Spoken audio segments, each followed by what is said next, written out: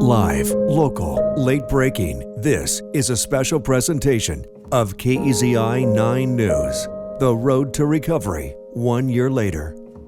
And welcome back to this special edition of KEZI 9 News from Blue River. I'm Renee McCullough. And I'm Matt Templeman. Now, we have talked to a lot of survivors from last year's wildfires who told us that smoke from this year's fires brought back a lot of memories and triggers their trauma. And not only did the fires leave a lasting impact on the landscape, it also left people with mental and emotional scars, and it could take them years to recover.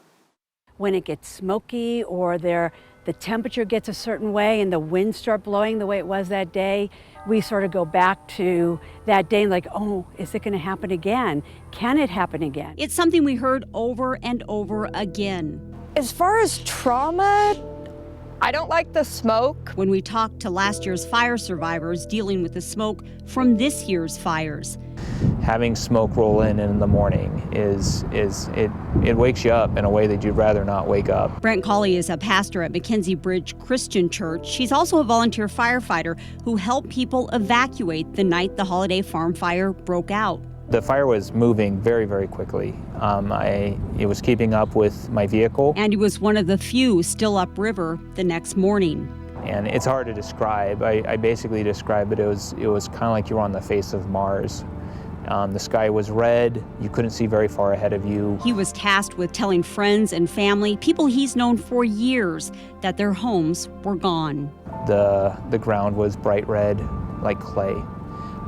It was hard to find landmarks, know where you were, and there were a lot of dead animals around. Against the odds, CAULLEY's home survived, and his family made the decision to stay in this community that they've called home for 14 years, where CAULLEY continues to teach at the middle and high school. But it hasn't been easy. There's a lot that goes into the equating it. Mental health has become a bigger topic. Is it going to be good for my mental health to stay here for a prolonged period, especially if we face natural disasters on an increasing basis? Like many others, he's dealing with survivor's guilt, and he's been meeting with a therapist to help him deal with symptoms of PTSD, including an episode just days after the fire when the power went out. And, you know, my brain went to basically everyone's dying, everything is bad. He says they've come up with strategies that have helped, but in recent weeks, as the Knoll fire crept closer and his family faced a fourth evacuation in 5 years, it left him wondering if staying was a good decision long term. We're all definitely dealing with trauma, and I'm afraid that staying up here, a lot of us are having ongoing trauma. But for now, CAULLEY says the McKenzie River Valley is his home, and he'll continue to serve his community from the pulpit, the classroom, and if needed, on the fire lines. Every time I hear about towns burning down and stuff, you just have this feeling of I want to go. I want to go and do whatever I can.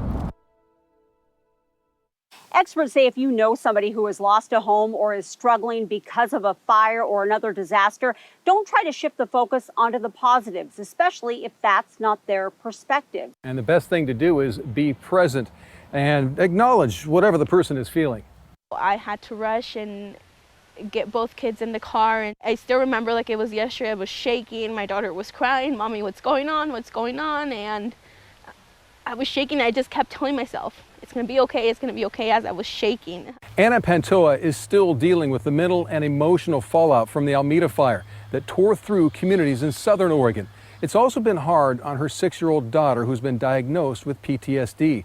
She says they're both in therapy. First responders are also suffering. Aaron Bustard says there were just 9 firefighters on staff the day the fire broke out.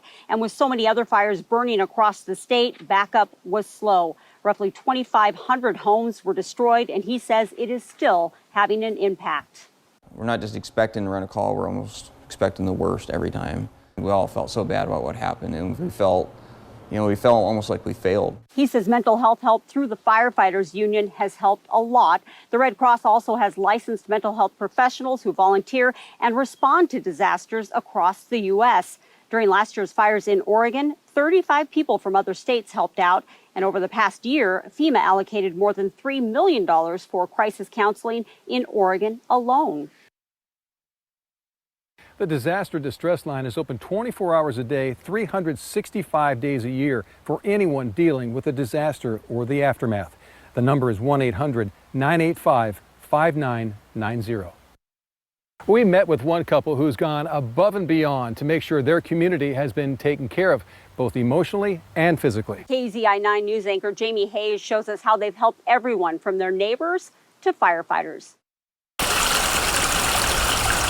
At Dakota's restaurant, it may seem quiet now, but that hasn't been the case for the past 365 days. That's just kind of what we do. We roll into action when the call comes. The now former owners, Darren and KAIL HARBICK, have been working hard to make sure everyone in the community has been taken care of, starting with the first responders the day the Holiday Farm fire broke out. We came in the very next day, no power, no electricity, and we were feeding up to 150 firefighters breakfast, lunch, and dinner. The community bonded. Unfortunately, it was over trauma, but there was also a sense of pride. So when I looked around the restaurant and I saw all 3 of my adult children behind the grill, making sandwiches, serving plates to the firefighters, there was like, those are my kids, you know? And it didn't stop there. They continued to help first responders with lunch once the Knoll fire, not far from the Holiday Farm burn scar, broke out. The Knoll fire was just, okay, another fire. Where do we need? KAIL is also the founder of ARC 77, a recovery treatment center for adults with all types of mental health issues. The night of the Holiday Farm fire, they all had to evacuate.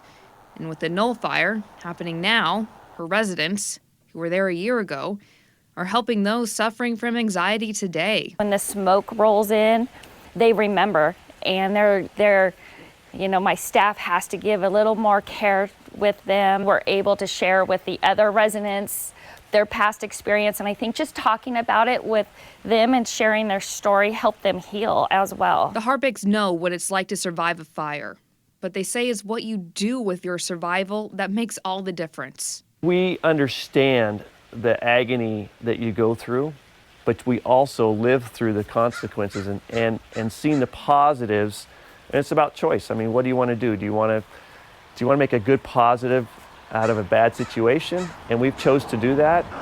In the McKenzie River Valley, Jamie Hayes. I don't ever want to go through another fire, but we did it, and there's a little bit sense of pride in that. KAZI 9 News.